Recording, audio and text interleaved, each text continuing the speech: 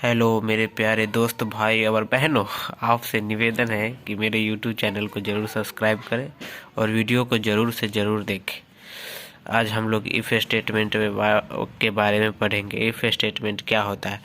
If statement in C is a control structure that evaluate a condition. यह if statement होता है, मतलब एक कंडीशन होता है जो कंडीशन को इवेलुएट करता है। If the condition is true it runs the associated code, if false the code is ignored. अगर आपका कंडीशन सही हो तो यह कोड चलेगा, अन्यथा यह नहीं चलेगा।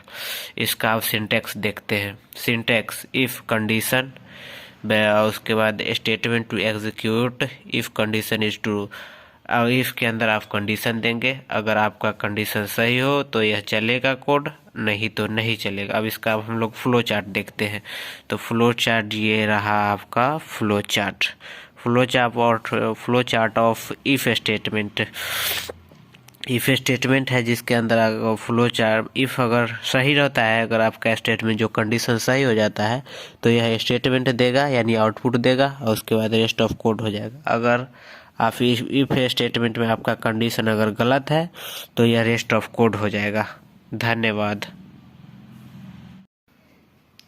चलिए इसको हम प्रोग्राम की मदद से समझते हैं, जैसे कि इंक्लूड studio.h, उसके बाद इंट मेन इंट एक्स और print f enter a number, जिसको हम प्रिंट कराएंगे एक नंबर को। Scan f %d and x semicolon देंगे। इफ़ यहाँ पे आ जाता है स्टेटमेंट, अगर if x greater than is equals to 0 तो प्रिंट एफ करेगा पॉजिटिव नंबर को। अगर if lesser than is equals to 0 तो प्रिंट करेगा नेगेटिव नंबर को, और यह रिटर्न 0 हो जाएगा। तो इसलिए अगर आउटपुट में अगर आप मान लीजिए कि आप 4